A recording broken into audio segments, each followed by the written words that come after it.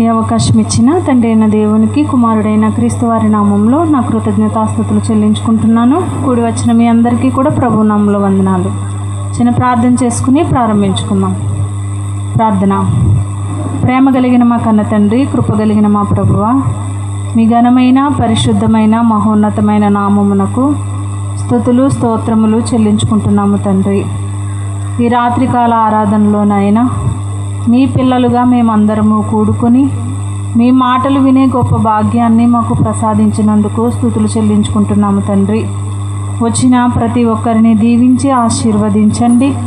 మా ఆత్మీయ జీవితాలకు అవసరమైన సంగతులను నా ద్వారా తండ్రి మీ జ్ఞానయుక్తమైన మాటలు మీ పిల్లలకు తెలియపరచమని, వింటున్న ప్రతి మాటను మా అందరి హృదయాలలో పదిలపరుచుకుని మీ మాటల ప్రకారముగా తండ్రి మా జీవితాలను తండ్రి మేము సరిచేసుకునే ధన్యతను ప్రసాదించండి. వినగలిగే చెవులు, గ్రహించే మనసును మీ పిల్లలకు అనుగ్రహించమని, చెబుతున్న మాకు మీ ఆత్మ సహాయంతో నడిపించమని యేసుక్రీస్తు వారి పేరట ఈ ప్రార్థన అడిగి వేడుకొనుచున్నాము తండ్రి. ఆమేన్. దేవుడిచ్చిన మహాకృపను బట్టి మరి ఈరోజు మనందరము కూడా ఆయన మాటలు వినడానికి చక్కటి అవకాశాన్ని, సమయాన్ని దేవుడు మనకు అనుగ్రహించారు. అందును బట్టి మనందరి తరపున ఆయనకి కృతజ్ఞతాస్తుతులు చెల్లించుకుంటున్నాను. ఈరోజు కూడా ఒక చక్కటి సందర్భాన్ని, చాలా కాలం క్రితం మాట్లాడిన సందర్భమే ఇది. అయినప్పటికీ ఇప్పుడు అందరూ కూడా కొత్త వాళ్ళే కాబట్టి మరి ఈ మాటలు మీరు శ్రద్ధాభక్తులతో వినాలి అని, విన్న ప్రతి మాట కూడా అర్థం చేసుకోవాలి. జాగ్రత్తగా వాక్యం వైపు మీ మనసుల్ని నిలపాలి. ఎందుకంటే వాక్యము అనేది చాలా ప్రాముఖ్యమైనదండి, చాలా ప్రాముఖ్యమైనది. మనం ప్రతి దానికి కూడా ఒక విలువనిస్తాం. ఇంటిలో బంగారం ఉంటే బంగారానికి విలువనిస్తాం, అలాగే డబ్బుకి విలువిస్తూ ఉంటాం, ఆస్తులకు విలువనిస్తూ ఉంటాం, లేకపోతే కొత్త కొత్త బట్టలకు విలువనిస్తూ ఉంటాం. కొన్ని వస్తువులు ఎంత విలువగా చూసుకుంటామో ఈ భౌతిక శరీరానికి సంబంధించిన వాటిని మనకు తెలుసు. కానీ ఆత్మీయ స్థితికి వచ్చేసరికి మన విలువ దేనికి ఇవ్వాలి అంటే వాక్యానికి విలువనివ్వాలి. మరి వాక్యానికి విలువిచ్చే వారమే అయితే గనక అసలు ఎప్పుడెప్పుడు దేవుడు మాతో మాట్లాడతారా అన్న ఆలోచన మనకు ఉండాలి. ఏదో మొక్కుబడిగా వెళ్తున్నాములే, వింటున్నాములే, వచ్చేస్తున్నాములే అన్నట్టు మాత్రం దేవుని సన్నిధిలోకి రాకూడదు. నేను ప్రతి వారము కూడా చెప్పేది ఈ మాటలే. మొక్కుబడిగా మాత్రం అస్సలు రాకూడదు. మీరు ఇంటి దగ్గరే బయలుదేరుతున్నప్పుడు ప్రార్థన చేసుకుని ఈరోజు దేవుడు నాతో ఏం మాట్లాడబోతున్నారు అని మీరు దేవునితో మాట్లాడి రావాలి దేవుని సన్నిధిలోకి. వింటున్న ప్రతి మాట కూడా మన జీవితాల్ని సరిచేసేదే ఉంటుంది. దేవుని మాటను బట్టి మన వ్యక్తిగత జీవితాల్ని సరిచేసుకోవడానికి మనకి చాలా అవకాశం ఉన్నప్పటికీ కూడా వినేసి వదిలేస్తూ ఉంటాం మనం. కానీ అలా కాదు. వాక్యము చాలా ప్రాముఖ్యమైనది. విలువైన ముత్యాలతోనూ జుంటె తేనె దారుల కంటే మధురమైన మరి ఆ తేనెతోనూ పోల్చారు దేవుడు వాక్యాన్ని. అంత విలువైనది వాక్యం.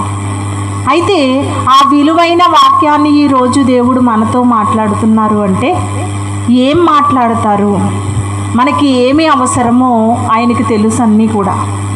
కాబట్టి గతంలో చెప్పే మాటలే నేను మరలా మీకు ఒకసారి జ్ఞాపకం చేయాలనుకుంటున్నాను. ఈరోజు మనం మాట్లాడుకోబోయే అంశం ఏంటంటే అబ్రహాము కుమారుడివా, అపవాది కుమారుడివా. ఏంటమ్మా? అబ్రహాము కుమారుడివా, అపవాది కుమారుడివా అనే ఒక చక్కటి సందర్భాన్ని మనం మాట్లాడుకుందాం.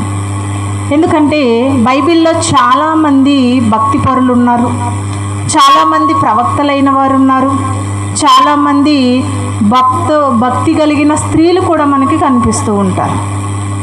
దేవుడు కూడా ఏమనుకున్నారు అంటే, నా పిల్లలు ఎలా అయితే భక్తిగా ఉన్నారో అలాగే ఇదిగో ఆ క్రీస్తును అంగీకరించిన మనందరము కూడా అదే భయభక్తులతో ఉండాలి అని దేవుడు కోరుకుంటున్నారు.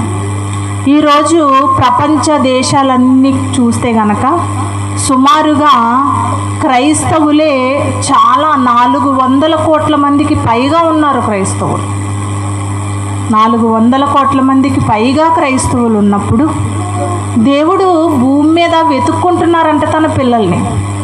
వివేకము కలిగిన పిల్లలు ఎవరైనా ఉన్నారా అని పరలోకంలో ఉన్న దేవుడు ఆకాశము నుండి భూమి మీదకి చూస్తూ నరులను పరిశీలిస్తున్నారట.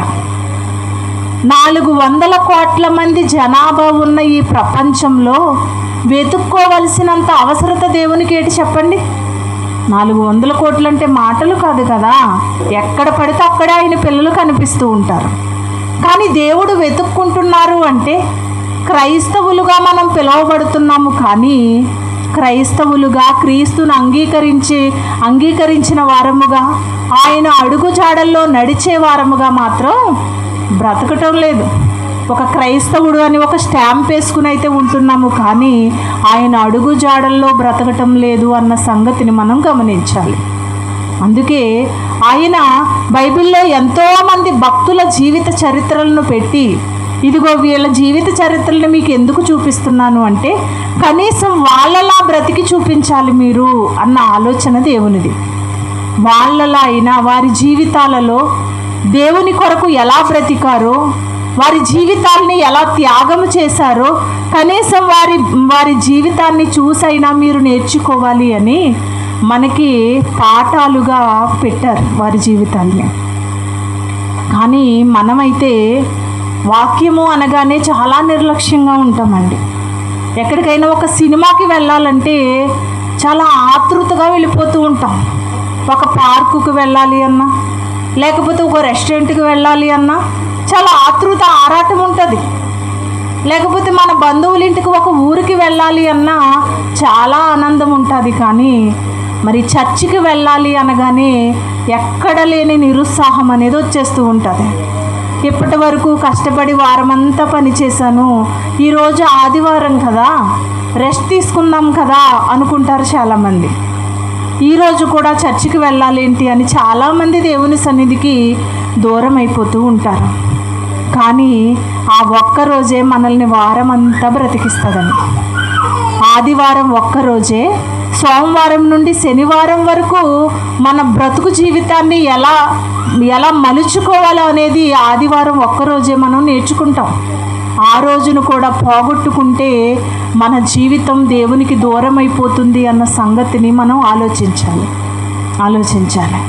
అయితే అబ్రహాము కుమారుడివా అపవాది కుమారుడివా అంటే ఈరోజు మనం ఎవరి పిల్లలమో మీరు చెప్పండి. అపవాది పిల్లలమా దేవుని పిల్లలమా? దేవుని పిల్లలమేనా? మనం అనుకుంటే సరిపోతుందా? మనం దేవుడు అనుకోవాలి, మనం ఆయన పిల్లలమని దేవుడు అనుకోవాలి. ఇప్పుడు సీఎం మన అందరికీ తెలుసు, మనం సీఎంకి తెలుస్తుందా? తెలీదు. ఆయనకి మనం తెలియాలి. ఆయనకి తెలిస్తేనే మన గొప్పతనం ఏంటో బయటపడుతుంది, అంతే కదా. ఇప్పుడు మనం ఎవరి పిల్లలు?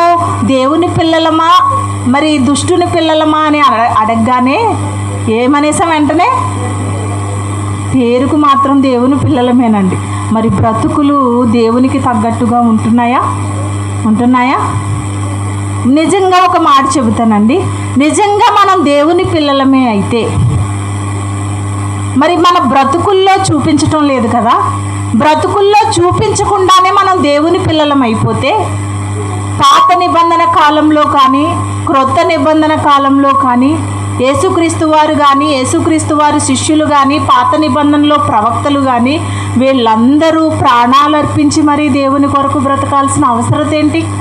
దేవుని పిల్లలు అనిపించుకుంటూ వెళ్ళిపోతారు కదా పరలోకానికి. కానీ వాళ్ళు ఏం చేశారు?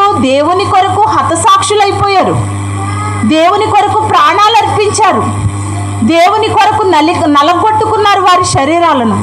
ఎందుకు ఇలా చేశారు అంటే అదిగో అలా కష్టపడితేనే కానీ మాకు పరలోకం రాదు, ఎంత కష్టమైనా కానీ పరలోకం కొరకు మేము కష్టపడతాము, నా తండ్రి కొరకు మేము కష్టపడతాము అన్న కమిట్మెంట్ ఉంది భక్తులకి. మరి మనకి వెళ్ళి ఆదివారం ఒక గంట సేపు వాక్యం విని వచ్చేస్తే పరలోకం వచ్చేస్తుంది అనుకుంటాం మనం. చాలామంది చాలాసార్లు చెప్పుకున్నాం మనం. ఎవరైనా చనిపోతే ఫ్లెక్స్ల మీద ఏమేస్తారండి? పరలోకపు పిలుపు. ఎవరు పిలిచారు ఆయన్ని? అతను ఎంత తాగుపోతైనా, ఎంత తిరుగుపోతైనా, ఎంత జోదవాడేవాడైనా, ఎలాంటి వాడైనా ఒక పాపం చేసి చచ్చిపోయినప్పటికీ కూడా ప్రభువునందు నిద్రించెను, పరలోకపు పిలుపు అని ఇలాంటి కొటేషన్స్ రాస్తూ ఉంటారు. అసలు ఆయన ఎక్కడికి వెళ్ళారో అన్న సంగతి అతనికి దేవునికి తప్ప మనకు తెలియదు. కానీ అతని బ్రతుకు జీవితాన్ని బట్టి మనం ఒక అంచనాకి రావచ్చు ఎక్కడికి వెళ్తున్నాడు అనేది. అలాగా మనకి తెలియని విషయాలు తెలుసు అన్నట్టుగా రాయకూడదండి, రాయకూడదు. మీకు ఇక్కడ ఒక ఎగ్జాంపుల్ చెప్తాను, జాగ్రత్తగా వినాలి. ఒక మహారాజు గారట ఒక వారి రాజ్యంలో చాలామంది పేద ప్రజలను పిలిచి అక్కడ ఏం చేశారు అంటే అందరికీ కూడా కడుపు నిండా భోజనం పెట్టాలి అన్న ఆలోచన చేశారట. అయితే ప్రజలందరూ, ఆ పట్టణంలో ఉన్న ప్రజలందరూ కూడా భోజనం దగ్గరకు వచ్చారు. భోజనం దగ్గరకు వచ్చి కూర్చుని భోజనం చేస్తున్నారట. ఈలోపు ఒక గ్రద్ద ఎక్కడో ఒక పామును పట్టుకుని అది ఎగురుకుంటూ ఆ పామును పట్టుకుని వస్తుందట. అర్థమవుతుందండి? అయితే అది విడిపించుకునే ఆ ప్రయత్నంలో దాని నోటిలో ఉన్న విషాన్ని కక్కటం వలన అక్కడ తినేవారి భోజనంలో, ఒకరి భోజనంలో విషం పడిందట. అది తెలియని ఆ వ్యక్తి ఏం చేశాడు అంటే ఆ భోజనం తిని చనిపోయాడట. అప్పుడు ఏమైందంటే అక్కడ ఒక ఆమె చూసి, అతను చనిపోవటం చూసి, ఇదిగో రాజుగారు భోజనంలో విషం పెట్టి మనందరినీ చంపాలని పిలిచారు అనగానే అక్కడ ఉన్న వారందరూ కూడా పరుగున పారిపోయారంట రాజ్యం విడిచిపెట్టి. రాజుగారిని అనరాని మాటలు అన్నారంట.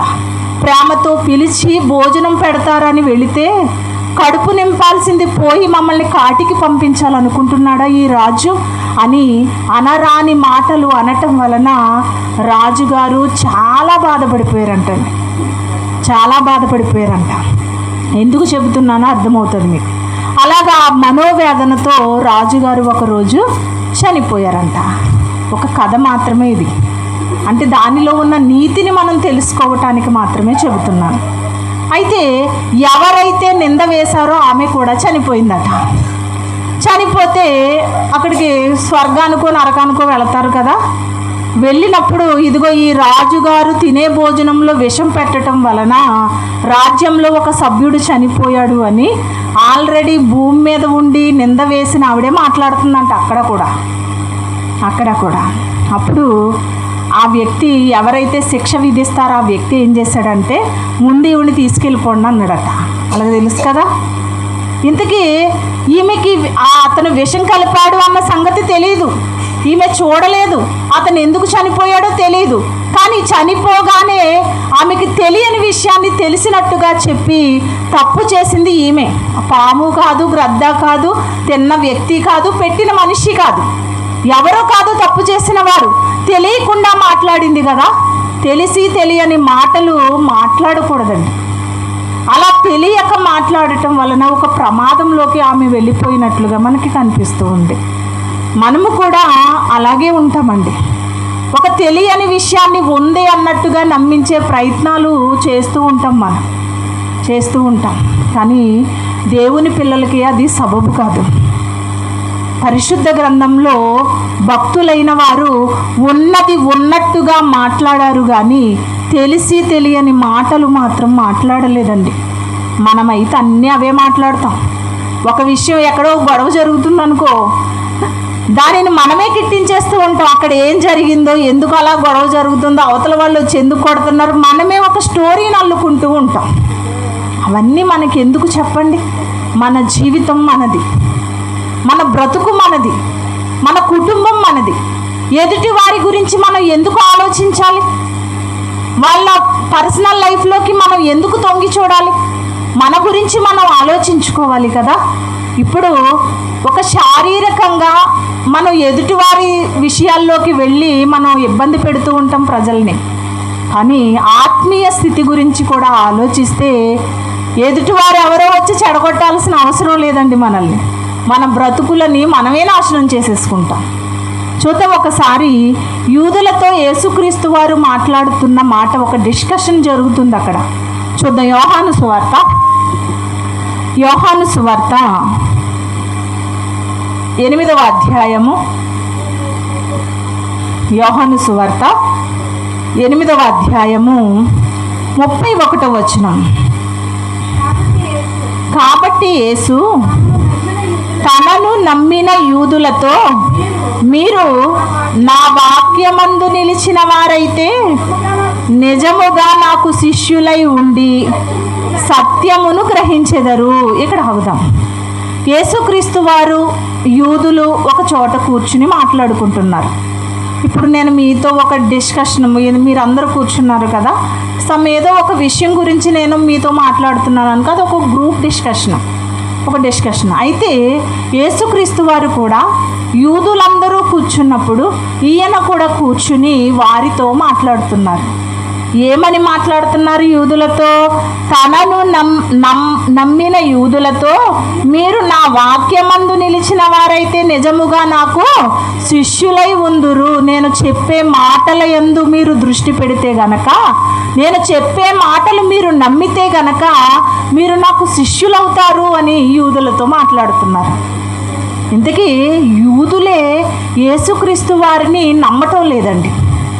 ఇంతకీ యేసుక్రీస్తు వారు ఎవరు? ఆయన యూదుడేనండి, యూదుడే. కానీ దూరపు కొండలు నునుపు అన్నట్టుగా దగ్గర వారిని ఎక్కువ లోకు చేస్తూ ఉంటారు. అసలు మంచి వాళ్ళ కాని వారిని ఎక్కడో దూరంగా ఉన్నారంటే వాళ్ళకి ఇచ్చే వెయిటేజ్ వేరుంటుంది. అదే మనకు దగ్గర తెలిసిన వాళ్ళు అనుకో, అంత మనం పట్టించుకోం. వాళ్ళలో ఎంత విషయం ఉన్నా, ఎంత చక్కటి వాక్యాన్ని చెబుతున్నా, ఎలా మాట్లాడుతున్నా, మనల్ని ఆకట్టుకునే మాటలు మాట్లాడుతున్నా కానీ దగ్గరున్నాడు కదా, చాలా టేక్ ఇట్ ఈజీగా తీసి పాడేస్తూ ఉంటాం మనం. ఒక చోట అబీమెలెకు దగ్గర మీకు కనిపిస్తూ ఉంటుంది. అబీమెలెకు గిద్యోను కుమారుడు. ఈ అబీమెలెకుని రాజుగా తొలగించడానికి ఒక వ్యక్తి వస్తాడు, గాలు అనే వ్యక్తి. మొన్న చెప్పాను కదా మీకు. ఆ గాలు ఏమంటాడు? ఈ అబీమెలెకు ఎవడసలు? నిన్న మొన్నటి వాడు కదా, ఇక్కడ మనతో పాటే తిరుగుతున్నాడు కదా, వాడిని మీరు రాజుగా చేసి వాడికి వెయిట్ ఇస్తున్నారేంటి? మనలో మనం ఎవరో ఒకరు రాజులమైతే మనకి నచ్చినట్టుగా మనం పరిపాలన చేసుకోవచ్చు. కానీ ఇతనెవరు అని చాలా తీసి పాడేసినట్టుగా మాట్లాడుతున్నట్టు యేసుక్రీస్తు వారి విషయంలో కూడా ఆయన యూదుడే అయినప్పటికీ ఎంతో గొప్ప మాటలు చెబుతున్నారు. అలాగే గొప్పగా ఆయన ఎన్నో అద్భుతాలు చేస్తున్నప్పటికీ కూడా యేసుక్రీస్తు వారిని నమ్మటం లేదు. ఆయన అంటున్నారు, మీరు నిజంగా నాకు శిష్యులై ఎప్పుడు ఉంటారు అంటే నా వాక్యమందు నిలిచినప్పుడే కదా అని మాట్లాడుతూ 37వ వచనం చూడండి. యూదులు ఏమంటున్నారు? మీరు అబ్రహాము సంతానమని నాకు తెలియను, అయినను మీలో నా వాక్యమునకు చోటు లేదు గనుక నన్ను చంప వెతుకుచున్నారు అంటున్నారు. అంటే అబ్రహాము సంతానమే వీళ్ళు. యూదులు ఎవరండి? అబ్రహాము సంతానమే కదా. అబ్రహాము సంతానమేనా కాదా? అబ్రహాము, ఇస్సాకు, యాకోబు కుమారుడు యూదాని బట్టి యూదులయ్యారు వీళ్ళు. యూదా తెలుసు కదండి, యూదా గోత్రపు సింహము అన్నారు యేసుక్రీస్తు వారిని. యేసుక్రీస్తు వారు కూడా యూదుడే, వీళ్ళు కూడా యూదులే, అబ్రహాము గారి సంతానం. మీరు అబ్రహాము సంతానం అయితే నన్ను ఎందుకు నమ్మరు మీరు అని అడుగుతున్నారు యేసుక్రీస్తు వారు. ఎందుకంటే అబ్రహాము గారు యేసుక్రీస్తు వారి కొరకు ఎదురు చూశారు. రాబోయే ప్రవక్త యేసుక్రీస్తు వారు రాబోతున్నారు అని ఆయన రాక కొరకు ఎదురు చూసిన వారిలో పాత నిబంధనలో చాలామంది భక్తులు మనకి కనిపిస్తూ ఉంటారు. ఒక దావీదు గారు ఎదురు చూశారు, ఒక అబ్రహాము గారు ఎదురు చూశారు, ఒక మోషే గారు ఎదురు చూశారు యేసుక్రీస్తు వారి రాక కొరకు. మరి అలాంటిది అబ్రహాము పిల్లలని చెప్పుకుంటున్న యూదులు యేసుక్రీస్తు వారిని నమ్మటం లేదంట. ఇంకా ఏమంటున్నారు అక్కడ? మీరు అబ్రహాము సంతానమని నాకు తెలియను, అయినను మీలో నా వాక్యమునకు చోటు లేదు కనుక నన్ను చంప వెతుకుచున్నారు. యేసుక్రీస్తు వారిని ఏం చేయాలనుకుంటున్నారంట? చంపేయాలనుకుంటున్నారంట. ఆయన యూదుడే కదా, వాళ్ళల్లో ఒకడు కదా, అయినా చంపాలి అనుకుంటున్నారు అంటే నిజంగా అబ్రహాము పిల్లలైతే యేసుక్రీస్తు వారిని చంపాలని చూస్తారా అండి? యేసుక్రీస్తు వారిని చంపాలని చూస్తారా? ఆయన కూడా అబ్రహాము సంతానములో నుండి యోధా గోత్రములో నుంచి వచ్చిన వారే కదా యేసుక్రీస్తు వారు. కానీ యేసుక్రీస్తు వారిని చంపాలని చూస్తున్నారంట యూదులు.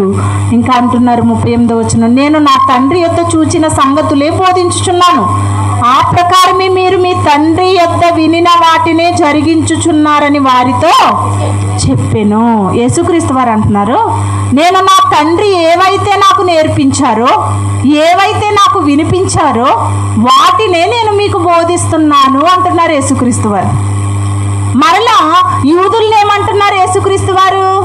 చదవండి, యూదుల్ని ఏమంటున్నారు? నేను నా తండ్రి యొద్ద చూచిన సంగతులే బోధించుచున్నాను, ఆ ప్రకారమే మీరు మీ తండ్రి యొద్ద వినిన వాటినే జరిగించుచున్నారని వారితో చెప్పాను. ఇంతకీ ఏ తండ్రి యొద్ద నేర్చుకున్నారు వీళ్ళు యూదులు? ఏ తండ్రి యొద్ద? అబ్రహాము గారి దగ్గర. యేసుక్రీస్తు వారు చెబుతున్న తండ్రి వేరే ఉన్నారు. యూదులకి యేసుక్రీస్తు వారు చెబుతున్న తండ్రి ఇంకొక వ్యక్తి ఉన్నారు, అతను అబ్రహాము కాదు. వీళ్ళు ఏమనుకుంటున్నారు? శరీర ప్రకారముగా, రక్త సంబంధం ప్రకారముగా అబ్రహాము పిల్లలే యూదులు, కానీ వీళ్ళ తండ్రి వేరొక తండ్రి ఉన్నారని యేసుక్రీస్తు వారు మాట్లాడుతున్నారు. మీరు కూడా మీ తండ్రి వద్ద నేర్చుకున్న సంగతులను గురించే మీరు మాట్లాడుతున్నారని యేసుక్రీస్తు వారు యూదులతో మాట్లాడుతున్నారు. అర్థమవుతుందండి? యేసుక్రీస్తు వారు పరలోకపు తండ్రి దగ్గర నేర్చుకున్న సంగతులు ఆయన మాట్లాడుతున్నారు. యూదులు కూడా వారి తండ్రి దగ్గర నేర్చుకున్న సంగతులనే మాట్లాడుతున్నారట. ఏ తండ్రి దగ్గర నేర్చుకున్నారు యూదులు? వాళ్ళ తండ్రి ఎవరని చెప్పారు? అబ్రహాం అని చెప్పారు. మరి అబ్రహాము గారి దగ్గర మాటలు నేర్చుకుంటే యేసుక్రీస్తు వారిని ఎందుకు చంపాలనుకుంటారు? ఏ తండ్రిని గురించి యేసుక్రీస్తు వారు మాట్లాడుతున్నారో మనం ఒకసారి ఆలోచన చేయాలి. ఇంకా కిందకి చూడండి. అందుకు వారు ఆయనతో, మా తండ్రి అబ్రహాం అనిరి. యేసు, మీరు అబ్రహాము పిల్లలైతే అబ్రహాము చేసిన క్రియలు చేతురు. ఎవరంట వీళ్ళు? అబ్రహాము పిల్లలే. కానీ అబ్రహాము పిల్లలైనప్పుడు మీరు ఏం చేయాలి? అబ్రహాము చేసిన క్రియలే చేయాలి కదా. అబ్రహాము గారు ఏ క్రియలు చేశారు చెప్పండి?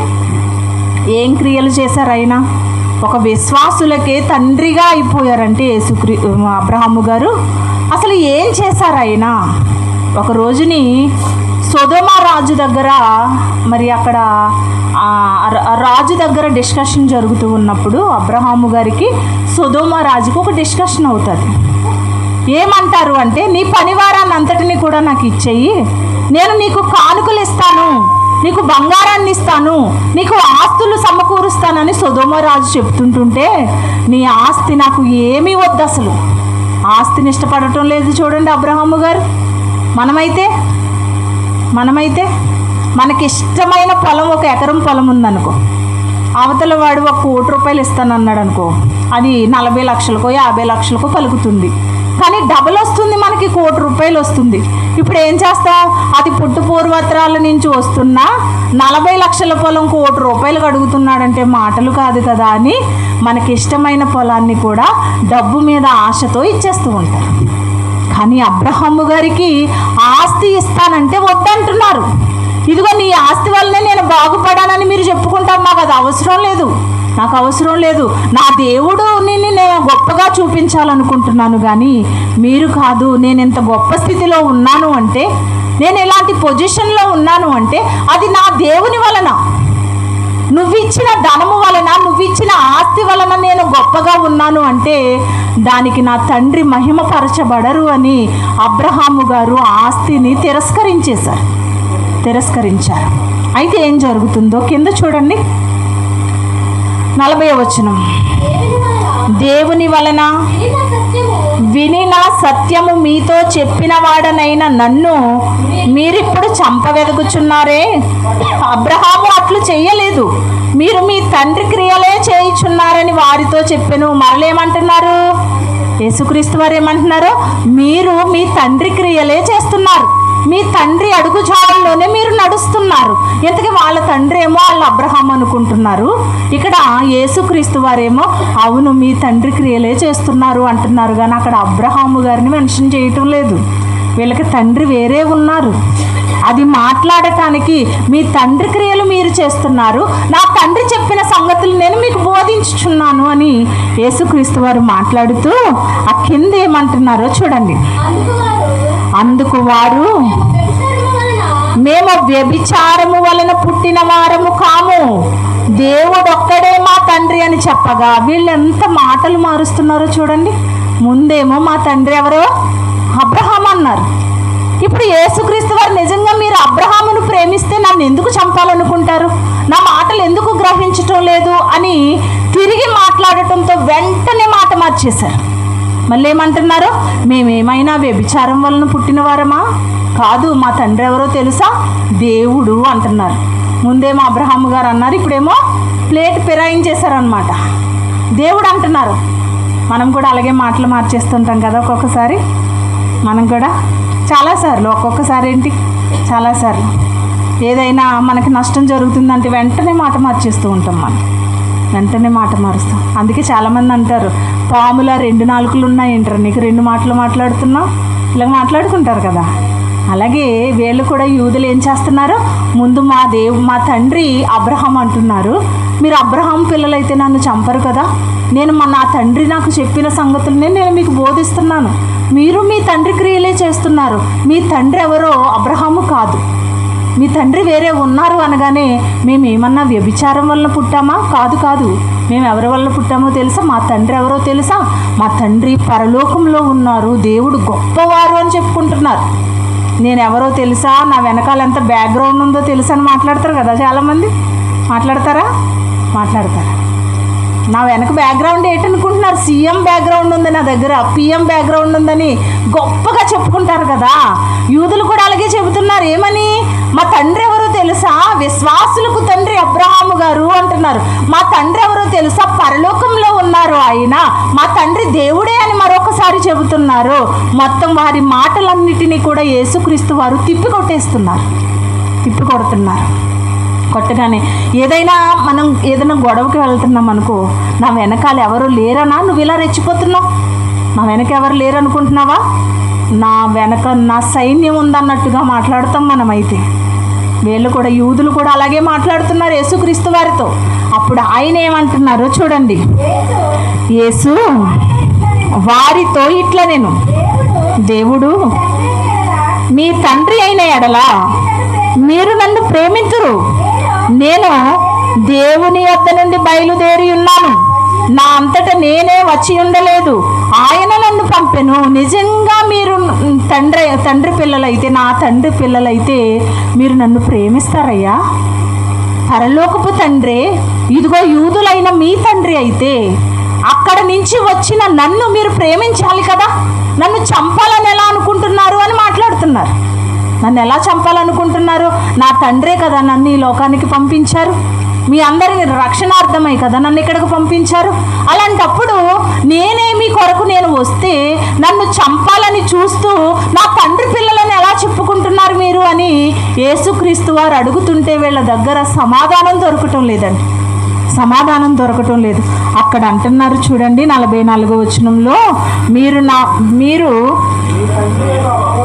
మీరు మీ తండ్రి యగు అపవాది సంబంధులు, మీ తండ్రి దురాశలను నెరవేర్చగోరుచున్నారు. ఆది నుండి వాడు నరహంతకుడై ఉండి సత్యమందు నిలిచిన వాడు కాదు, వాని యందు సత్యమే లేదు, వాడు అబద్ధమాడడం ఇంకా అవసరం లేదండి. ఏమంటున్నారు?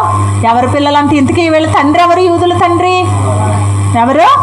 యేసుక్రీస్తు వారు చెప్పారు కదా, మీరు మీ తండ్రి క్రియలే చేస్తున్నారు, మీ తండ్రి అడుగు జాడల్లోనే నడుస్తున్నారని యేసుక్రీస్తు వారు ఒకరి గురించి చెబుతుంటే, యూదులు మాత్రం అబ్రహాము గారి గురించి చెబుతున్నారు, పరలోకపు తండ్రి గురించి చెబుతున్నారు.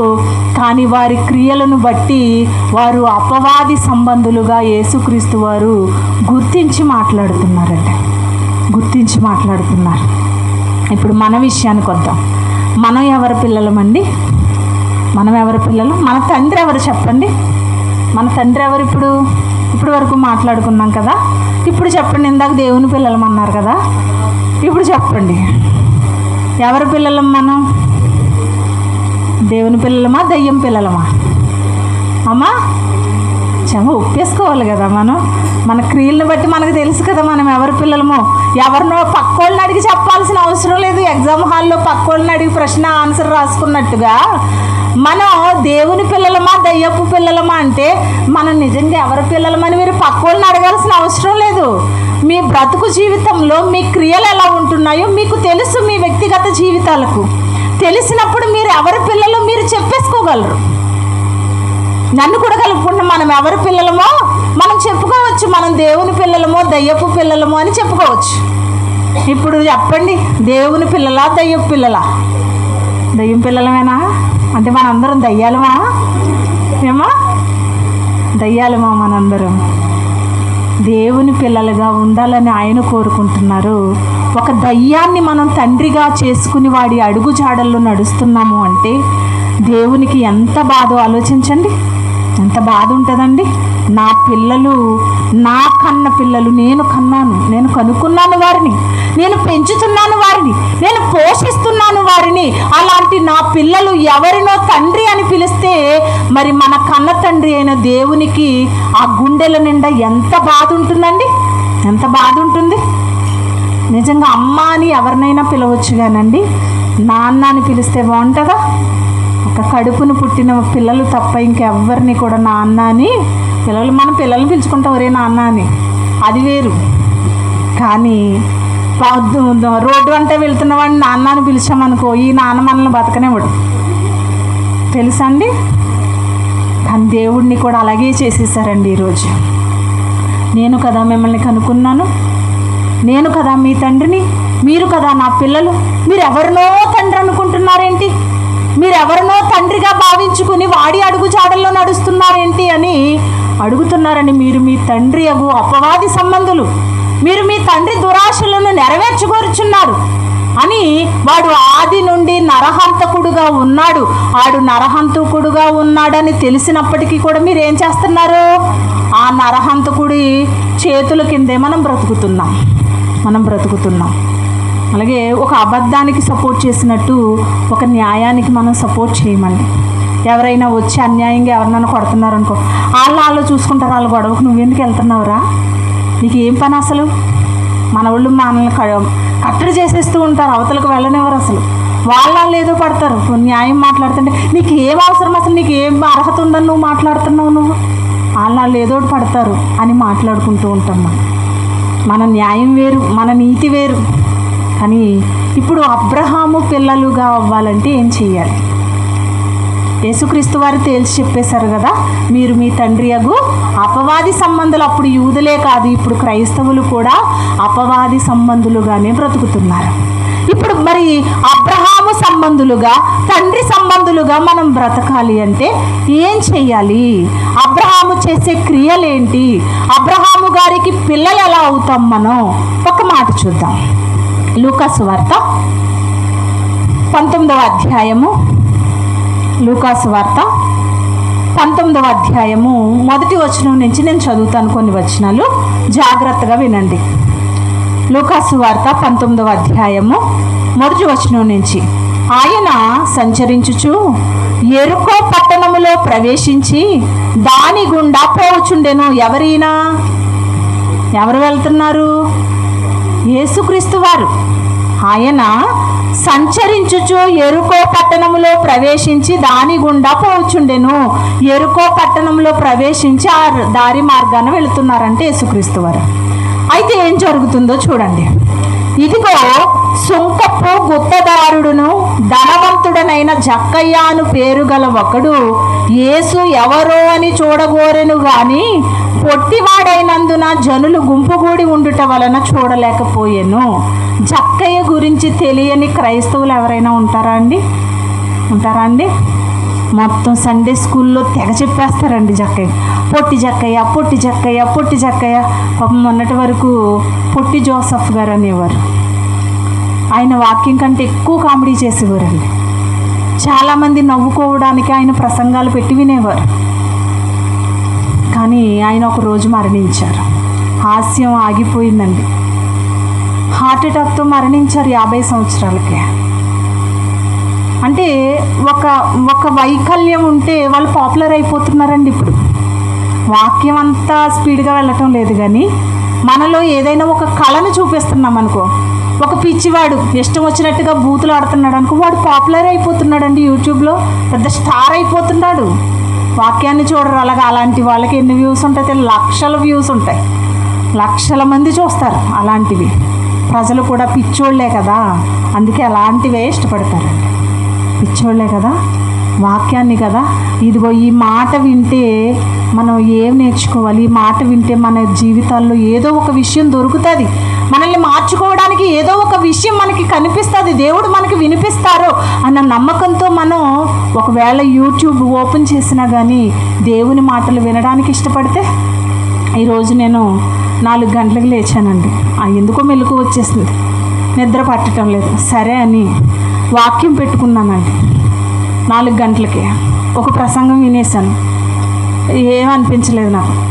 ఇంకొక ప్రసంగం విన్నానండి, ఇంకా ఏమనిపించలేదు. ఏదైనా ఒక కొత్త మాట దొరుకుతుందేమో అని ఎదురు చూస్తున్నానండి.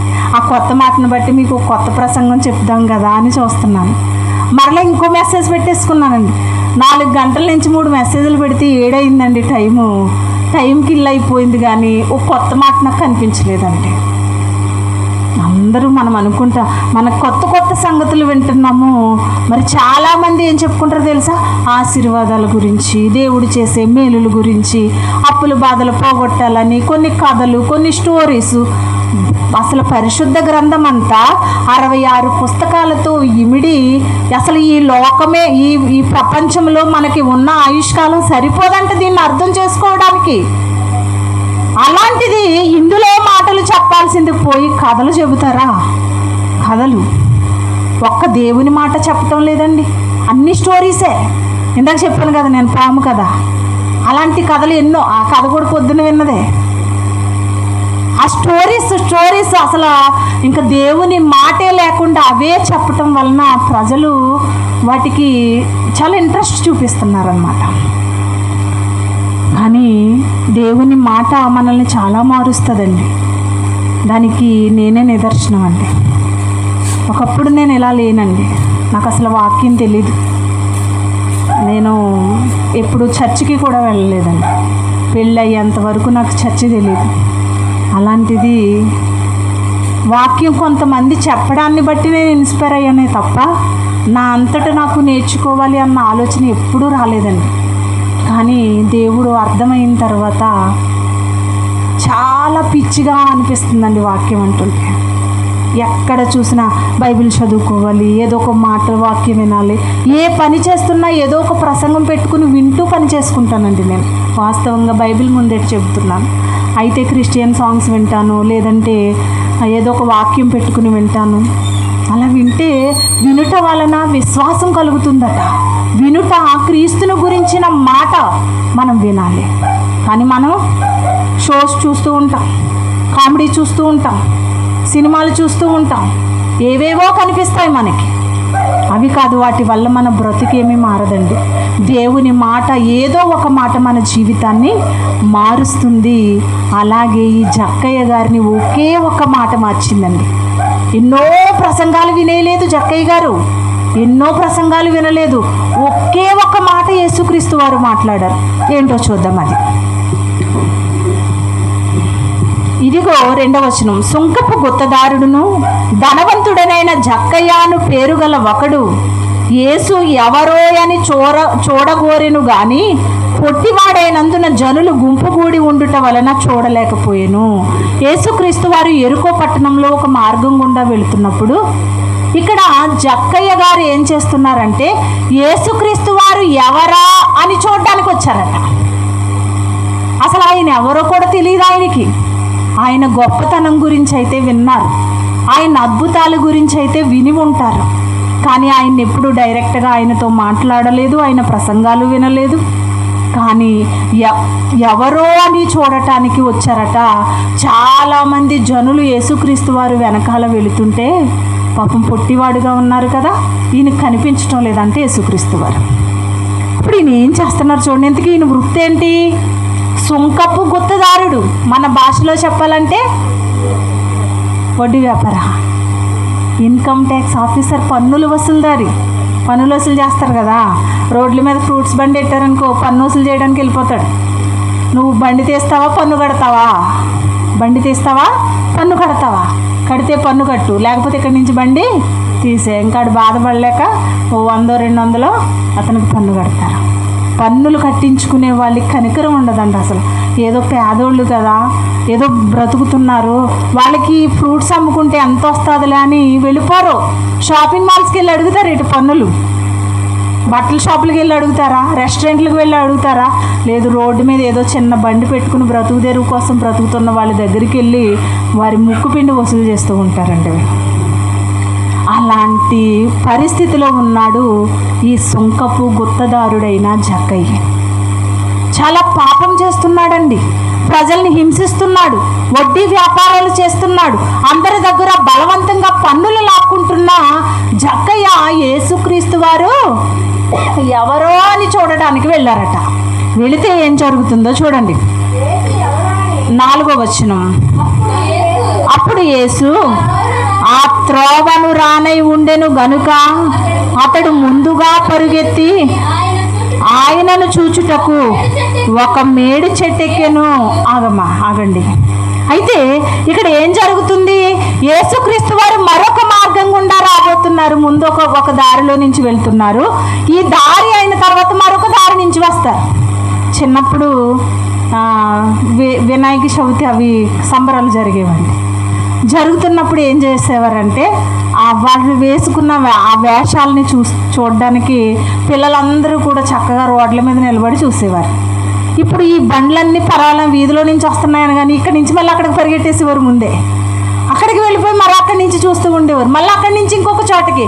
ఇలాగా ఒక వేషధారణను చూడటానికి పిల్లలు ఎంత ఆశపడుతున్నారో, కానీ యేసుక్రీస్తు వారిని చూడటానికి ఈయనేమి చిన్నపిల్లవాడు కాదండి జక్కయ్య గారు, పెద్దవాడే. అయినా ఇన్కమ్ ట్యాక్స్ ఆఫీసర్ అంటే చిన్నవాడు కాదు. తన వృత్తిలో, అలాగే తన వయసులో, తన ఆస్తిలో, అన్నింటిలోని పెద్దవాడే జక్కయ్య. అలాంటి జక్కయ్య ఏం చేస్తున్నారంటే యేసుక్రీస్తు వారు ఈ మార్గం గుండా వచ్చేటప్పుడు చాలామంది ప్రజలు ఉన్నారు. వారందరి దగ్గర ఇతను పొట్టివాడిగా ఉండటం వలన యేసుక్రీస్తు వారిని చూడలేకపోయారు. ఇప్పుడు వీళ్ళందరికంటే ముందు పక్క వీధిలోకి వస్తారు కదా, యేసుక్రీస్తు వారు పక్క దారిలోకి వస్తారు కదా.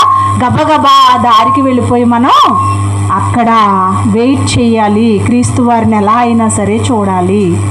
అంత వృద్ధిలో ఉండి, అంత ఆస్తిపరుడై ఉండి, అంత పెద్ద వయసు గలవాడై ఉండి ఎక్కడికి ఎక్కేసాడంటండి ఈయన? మేడు చెట్టు ఎక్కి కూర్చున్నారట. మేడు చెట్టు ఎక్కి ఒక హీరో కానీ, సినిమా యాక్టర్లు కానీ, లేకపోతే సీఎంలు కానీ ఎవరైనా వెళ్తున్నప్పుడు మేళ్ళు ఎక్కేసి చెట్లు ఎక్కేసి చూస్తూ ఉంటారు. ఎందుకంటే దగ్గరికి వెళ్తే కనబడినవారు కదా ప్రజలు. చెట్లు ఎక్కేసి చూస్తూ ఉంటారు. నేను ఎవరిని చూసానో తెలుసా? మనం ఎంత ఆనందంగా చెబుతామండి ఒక సెలబ్రిటీని చూస్తే. నేను ఎవరిని చూసానో తెలుసా? సీఎంని చూశాను నేను, లేకపోతే అదిగో పలానా యాక్టర్ని చూశాను నేను, ఒక హీరోని చూశాను నేను. ఆ చూడటం కూడా చాలా గొప్పగా చెప్పుకుంటాం మనం. కానీ యేసుక్రీస్తు వారు రియల్ హీరో అండి. ఆయన 33.5 సంవత్సరాలు చాలా తక్కువ జీవితం బ్రతికారు, కానీ ఎక్కువ మందిని ఆకర్షించేసుకున్నారు ఆయన మాటలతో, ఆయన అద్భుతాలతో ఎక్కువ మందిని ఆకర్షించుకున్నారు ఆయన. అలాంటి ఆయన్ను చూడటానికి ఒక ఇన్కమ్ ట్యాక్స్ ఆఫీసర్ ముందుగానే వెళ్ళి ఒక మేడి చెట్టు ఎక్కి కూర్చున్నారట. కూర్చుంటే ఏం జరుగుతుందో చూడండి. యేసు ఆ చోటికి వచ్చినప్పుడు కన్నులెత్తి చూచి, జక్కయ్య త్వరగా దిగుము, నేడు నేను నీ ఇంట ఉండవలసి ఉన్నదని అతనితో చెప్పగా అసలు ఎంత ఆశ్చర్యపడిపోతాడండి. అసలు యేసు ఎవరో అని చూడడానికి వెళ్ళిన జక్కయ్యను, మేడు చెట్టు మీద ఉన్న జక్కయ్యను, జక్కయ్య త్వరగా దిగంటున్నారంటే యేసుక్రీస్తు వారు ఎంత ఆశ్చర్యపడిపోతారండి. ఆయన ఇదేంటి, నేనెలా తెలుసు యేసుక్రీస్తు వారికి? నేనెలా తెలుసు? నన్ను దిగమంటున్నారేంటి? నేను పాపాత్మ పాపాత్ముడిని కదా, పన్నుల వసూలుదారిని కదా, ప్రజల్ని హింసించేవాడిని కదా, అలా నాకు ప్రజల్లో ఒక మంచి పేరు లేదు కదా, అలాంటి నన్ను యేసుక్రీస్తు వారు ఇంత గొప్ప మహానుభావుడు నన్ను దిగమని నా ఇంట్లో ఉంటాను అంటున్నారేంటి? చాలా ఆశ్చర్యపోయారండి జక్కయ్య. ఆశ్చర్యపోయి ఆయన చెట్టు దిగుతూ ఆయన జీవితంలో మార్పు చూడండి ఎలా ఉందో. మనము క్రైస్తవులమయ్యి ఎన్ని సంవత్సరాలు అయి ఉంటుందండి అండి?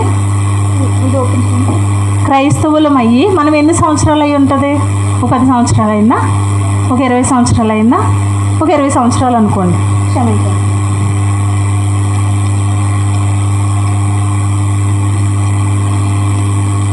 ఒక 20 సంవత్సరాలలో ఎన్ని కోట్ల మాటలు వినేసి ఉంటామండి దేవుని గురించి?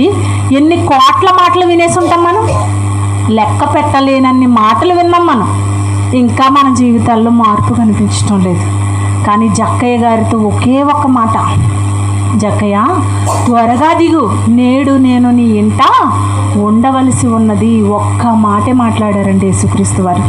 చెట్టు దిగుతూ అనుకుంటున్నారు, నేను పాపాత్ముడిని కదా, నన్ను ప్రజలెవరూ లెక్క చేయరు కదా, నన్ను అందరూ ఇష్టానుసారంగా తిట్టుకుంటారు కదా, అలాంటి నా ఇంట్లో ఉంటానంటున్నారేంటి మహనీయుడు?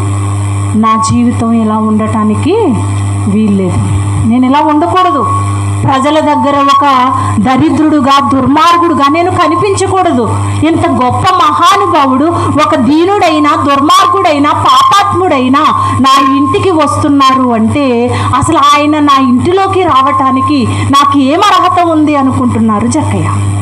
నాకు ఏం అర్హత ఉంది? అలాంటి గొప్ప మహానుభావుడు నా ఇంటిలోకి రావాలి అంటే నేను ఒక అర్హత కలిగి ఉండాలి. ఆ అర్హతను నేను సంపాదించుకోవాలి. ఎంతసేపట్లో ఆలోచించుకున్నారండి మాటలు? చెట్టు దిగేలోపు ఆలోచించేసుకున్నారు ఇవన్నీ కూడా. కొంత టైం తీసుకోలేదు ఆయన, కొన్ని రోజులు, కొన్ని నెలలు, కొన్ని వారాలు తీసుకోలేదు ఆయన. చెట్టు దిగడం అంటే ఎంతసేపు? ఆయన పొట్టివాడు కాబట్టి నెమ్మదిగా దిగుతారు కాబట్టి ఒక 5 నిమిషాలు వేసుకోండి. 5 నిమిషాల్లో దిగేస్తారు చెట్టు. ఎంత గబగబా ఎక్కేస్తారో అంత గబగబా దిగలేరండి, పడిపోతారని భయం. నెమ్మదిగా దిగారు. ఒక 5 నిమిషాల్లో ఆయన బ్రతుకు మార్చేసుకున్నారండి. 5 మినిట్స్. మనం 500 సంవత్సరాలైనా మన బ్రతుకులు మార్చుకోవటం లేదు. మనం 500 సంవత్సరాలు అలా గడిచిపోతున్నా దేవుడు మనకు ఆయుష్కాలం ఇచ్చినా మీరు ఇంకా మారడానికి కొన్ని సంవత్సరాల ఆయుష్కాలాన్ని ఇస్తున్నానని చెప్పినా మనం మారమండి. మన మనసులు అంత కఠినమైపోయింది. కానీ జక్కయ్య వచ్చి ఏం మాట్లాడుతున్నారు చూడండి. 6వ వచనం అండి. అతడు త్వరగా దిగి సంతోషముతో ఆయనను చేర్చుకొనెను. అందరూ అది చూచి ఈయన పాపి అయిన మనుష్యుని యొద్ద బస చేయ వెళ్ళేనని చాలా మంది సణుగుకొనిరి. మనమే ఉన్నాం అనుకోండి, ఒక హంతకుల ఇంట్లోకి మనం వెళ్తామా అండి? ఒక హంతకుడు ఉన్నాడు, వారి ఇంటిలోకి మనం వెళ్తున్నాం. వీధిలో చూసిన వారందరూ ఏమనుకుంటారు? వాడింటికి వెళ్తున్నాడేంటి, వాడు భార్యని చంపేశాడు కదా, వాడు ఒక హంతకుడు కదా, ఒక పాపాత్ముడు కదా, వాడింట్లోకి ఈయన వెళ్ళటం ఏంటి, ఈ పాస్టర్ గారు వెళ్ళటం ఏంటి అని అనిపిస్తూ ఉంటుంది మనకి. కానీ యేసుక్రీస్తు వారు ఒక పాపాత్ముడైన జక్కయ్య ఇంటికి వెళతాను అనగానే అక్కడున్న ప్రజలందరూ అనుకుంటున్నారు, ఎంత పాపిగా ఉన్న ఈ దుర్మార్గుడైన జక్కయ్య ఇంటికి ఇలాంటి మహనీయుడు వెళ్తానంటున్నారేంటి? చాలామంది సణిగేసుకుంటున్నారు. అలా సణుగుకుంటుంటే జక్కయ్య గారు మాట్లాడుతున్నారండి. ఎంత గొప్పగా మాట్లాడుతున్నారో. జక్కయ్య నిలువబడి, ఇదిగో ప్రభువా, నా ఆస్తిలో సగము బేదలకు ఇచ్చుచున్నాను. నేనెవని యొద్దనైనను అన్యాయముగా దేనినైనను తీసుకొనిన ఎడలా అతనికి 4 వంతులు మరలా చెల్లింతునని ప్రభువుతో చెప్పెను. ఏమంటున్నారు? ఎవరి దగ్గరైనా అన్యాయంగా నేను తీసుకుంటే వారికి 400 ఇచ్చేస్తాను. నా ఆస్తి సగభాగం బేదలకు ఇచ్చేస్తాను. సగం బేదలకు ఇచ్చేసి సగం 4 వంతులు అందరికీ పనిచేస్తే తనకి ఏం మిగులుతుందండి? ఏం మిగులుతుంది? ఒక్క మాట తన జీవితాన్ని మార్చేసింది చూడండి. మనం అనుకుంటాం కదా ఒక ఐడియా జీవితాన్ని మార్చేస్తుందంట. ఐడియా కాదు, దేవుని మాట జక్కయ్య జీవితాన్ని మార్చేసిందండి. మొత్తం ఆస్తి అంతా కూడా ఇచ్చేసాడండి ఆయన. అతను పేదవాడిగా మారిపోయాడు అనుకుంటున్నాం మనం. కాదండి, ఇప్పుడే అసలైన ధనవంతుడు జక్కయ్య. ప్రభువుని చేర్చుకున్నాడు. ప్రభు అడుగు జాడల్లో బ్రతకాలి అనుకుంటున్నారు. తన బ్రతుకును మార్చేసుకున్నారు. తన ఆస్తి పోయినప్పటికీ కూడా భౌతిక శరీరానికి అవసరమైన ఆస్తిని సంపాదించుకుని దానిని దేవుని మాట కొరకు విడిచిపెట్టుకున్న జక్కయ్య అబ్రహాము కుమారుడు కాదంటారా అండి? అబ్రహాం ఏం చేశాడు? తన ఆస్తి వద్దనుకున్నారు. నాకు ఏ ఆస్తి వద్దు. సొదొమ రాజు ఆస్తిని తిరస్కరించేశారు అబ్రహాము గారు. అందుకనే అబ్రహాము క్రియలు జక్కయ్యలో కనిపిస్తున్నాయి యేసుక్రీస్తు వారికి. యూదుల్లో కనిపించలేదండి. మీరు నిజంగా అబ్రహాము పిల్లలైతే అబ్రహాము చేసే క్రియలు చేయాలి కదా. మీరు రక్త సంబంధులుగా అబ్రహాము పిల్లలైనప్పటికీ కూడా ఆత్మ సంబంధముగా అబ్రహాము పిల్లలు మీరు కారు. అబ్రహాము పిల్లలు ఎవరో తెలుసా? ఇదిగో ఈయన గురించి మాట్లాడుతున్నారు. అందుకు యేసు 9వ వచనం, అందుకు యేసు ఇతడును అబ్రహాము కుమారుడే, ఎందుకనగా నేడు ఈ ఇంటికి రక్షణ వచ్చి ఉన్నది. అబ్రహాము కుమారుడంట. ఎవరు? జక్కయ్య గారు, అబ్రహాము కుమారుడు. అబ్రహాము గారు చేసే క్రియల వలన జక్కయ్య గారు అబ్రహాము కుమారుడయ్యారు. క్రియలు ఉండాలండి. మనం దేవుని పిల్లలము అనుకుంటే కాదు, మన క్రియలు ఆయనకి కనపరుచుకోవాలి. మన క్రియలు కనపరుచుకుంటున్నామా? మన క్రియలు కనపరుచుకుంటే మనము కూడా ఎవరి పిల్లలమవుతాం? మనము కూడా అబ్రహాము పిల్లలమే, అబ్రహాము గారి పిల్లలమే. కానీ ఈరోజు అపవాది పిల్లలుగా మారిపోతున్నాము అంటే మనలో క్రియలు అనేవి కనిపించటం లేదండి, కనిపించటం లేదు. మరొక వ్యక్తిని కూడా చూసుకుని ముగించేసుకుందాం. మరొక వ్యక్తి లూకాసు వార్త 13వ అధ్యాయము. లూకాసు వార్త 13వ అధ్యాయము 10వ వచనం నేను చదువుతానమ్మా. టైం మరి ప్రొలాంగ్ అవుతుంది కాబట్టి నేను చదివేస్తాను. లూకాసు వార్త 13వ అధ్యాయము 10వ వచనం. విశ్రాంతి దినమున ఆయన ఒక సమాజ మందిరములో బోధించుచున్నప్పుడు 18 ఏండ్ల నుండి బలహీనపరచు దయ్యము పట్టిన ఒక స్త్రీ అచ్చట ఉండెను. ఆమె నడుము వంగిపోయి ఎంత మాత్రమును చక్కగా నిలవబడలేకుండెను. యేసు అది చూచి రమ్మని పిలిచి, అమ్మా, నీ బలహీనత నుండి విడుదల పొంది ఉన్నావని ఆమెతో చెప్పెను. విశ్రాంతి దినమున సమాజ మందిరములోకి యేసుక్రీస్తు వారు వెళ్ళారట. వెళితే అక్కడ ఎవరు కనిపించారు ఆయనకి? 18 సంవత్సరాలమ్మా, 18 ఏండ్ల నుండి బలహీనపరచు దయ్యము పట్టిన ఒక స్త్రీ అంట. ఎలా పట్టేసింది ఈమెకి? నడుము వంగిపోయి ఎంత మాత్రము కూడా నడవలేని పరిస్థితుల్లో ఉంది. నడుము వంగిపోయడం మనం చూస్తూ ఉంటాం కదా. చాలామంది పెద్దవారికి ఈ వెన్ను భాగం మరి డ్యామేజ్ అవ్వటం వల్ల చాలామంది వంగి నడుస్తూ ఉంటారు. ఈమెకి కూడా నడుము వంగిపోయిందండి. 18 సంవత్సరాల నుంచి ఎక్కడుందట? దేవాలయంలో ఉందట. మనము జలుబు వస్తే ప్రార్థన మానేస్తాం, జ్వరం వస్తే ప్రార్థన మానేస్తాం, తలపోటు వస్తే ప్రార్థన మానేస్తాం, చుట్టాలు వస్తే ప్రార్థన మానేస్తాం, మబ్బేస్తే ప్రార్థన మానేస్తాం. మనకి ఎన్ని వంకలు దొరుకుతాయండి దేవుని సన్నిధి మానేయడానికి. ఎన్ని వంకలు దొరుకుతాయో తెలుసా?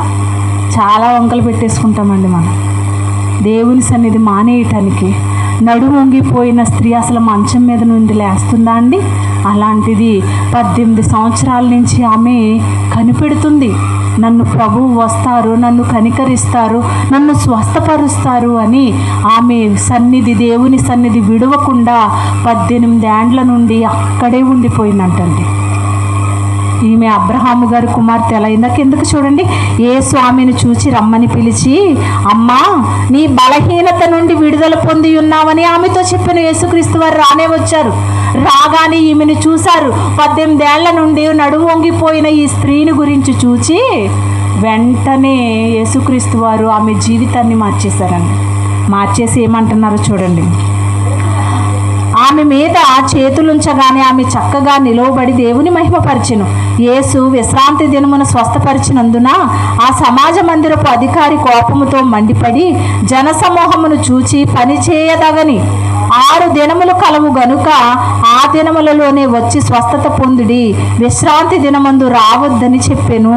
ఏమంటున్నారండి? సమాజ మందిరములు పెద్దలు యేసుక్రీస్తు వారు చేసిన కార్యాన్ని చూసి కోపడుతున్నారట. ఒక మంచి చేస్తే కోపడాల్సిన పనేముందండి? మీరు రావాలంటే ఇంకా 6 రోజులు ఉంది, 6 రోజులు రండి, విశ్రాంతి దినాన్ని మీరు రావటానికి వీల్లేదు. ఆమె ఏమీ విశ్రాంతి దినాన్ని రాలేదండి. 18 సంవత్సరాల నుంచి అక్కడే ఉంది ఆమె. స్వస్థత పొందుకోవడానికి ఆమె రాలేదు. దేవుని సన్నిధిని విడిచిపెట్టలేకపోతుంది. దేవుని కొరకు ఎదురు చూస్తుంది. అబ్రహాము కుమార్తెగా ఎలా అయ్యిందో మనం ఇక్కడ మాట్లాడుకోవాలండి. ఆదికాండం 18వ అధ్యాయంలో మనకి కనిపిస్తూ ఉంటుంది. అబ్రహాము గారట ఎండవేళ గుడారము బయట నిలవబడి ఆకాశం వైపు చూస్తున్నారట. ఎండవేళ ఆకాశం వైపు చూడగలమా అండి? ఎండ వస్తున్నప్పుడు కనీసం కొంచెం ఎండ వస్తుంటేనే ఇంట్లో ఉండి బయటకు వెళ్తుంటే ఇలా అంటాం మనం కళ్ళు, అవునండి? కళ్ళని చూడలేము, వెళ్తున్న చూడలేము మనం. అలాంటిది ఎండవేళలో అబ్రహాము గారు ఏం చేస్తున్నారంట? ఆకాశం వైపు చూసి దేవుడు వస్తే బాగుండును, దేవుడు నాతో మాట్లాడితే బాగుండునని ఎదురు చూసేవారంట అబ్రహాము గారు. అదే అబ్రహాము గారు చేసిన క్రియ ఇదిగో ఇక్కడ నడుము వంగిపోయిన స్త్రీ, నా ప్రభువు వస్తారు, నన్ను స్వస్థపరుస్తారు, ఏదో ఒక రోజు వస్తారు అని ఎంత నిరీక్షణతో ఎదురు చూసిందండి. 18 సంవత్సరాలు, 1 రోజు కాదు, 2 రోజులు కాదు, 10 రోజులు కాదు, 1 నెల కాదు, 18 సంవత్సరాలు ఎదురు చూసిందండి.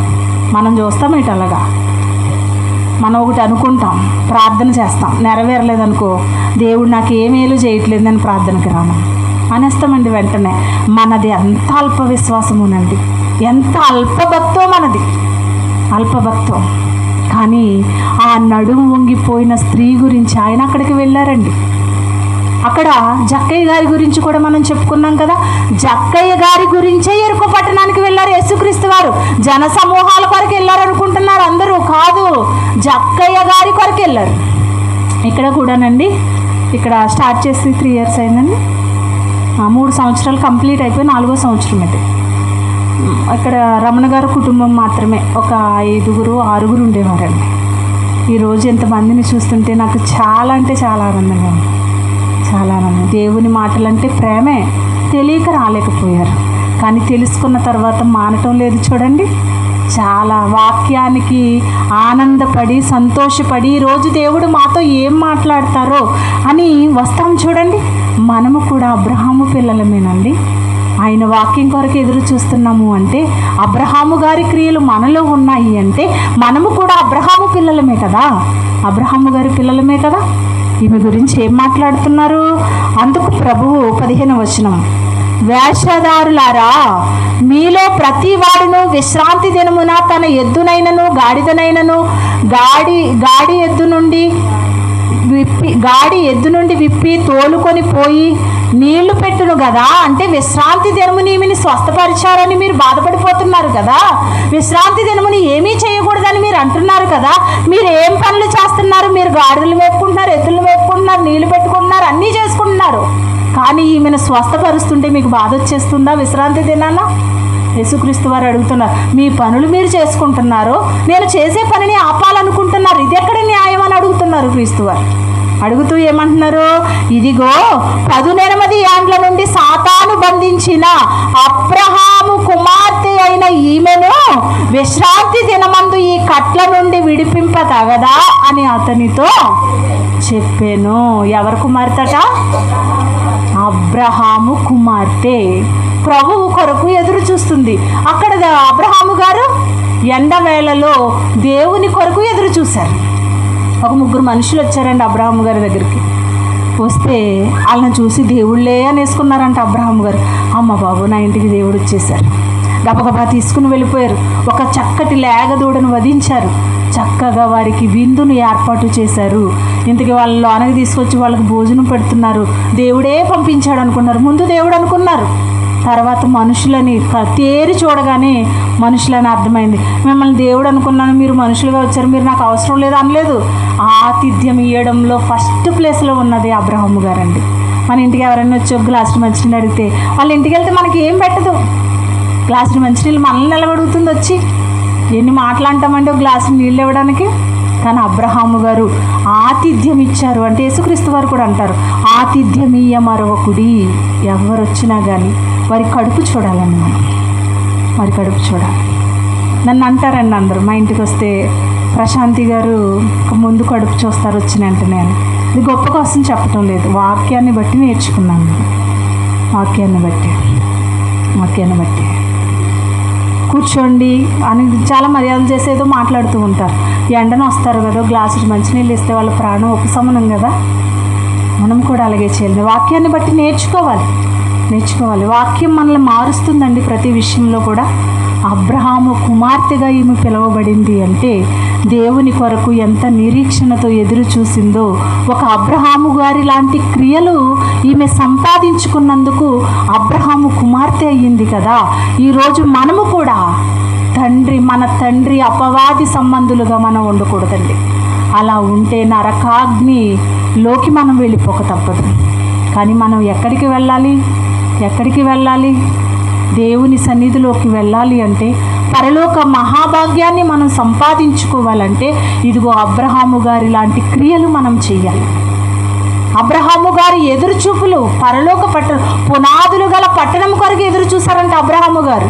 మరి మనము ఎవరన్నా ఫోన్ చేస్తే బాగుందును, ఏదన్నా డబ్బులు వస్తే బాగుందును, చాలామందికి డబ్బులు ఇచ్చాను, అప్పులో డబ్బులు ఇస్తే బాగుందును, ఎక్కువ మన భౌతిక శరీరానికి సంబంధించినవే కావాలని కోరుకుంటాం మనం. కానీ మనకి కావాల్సింది ఏంటో తెలుసా అండి? పరలోకం కావాలి. నాకు పరలోకం కావాలి.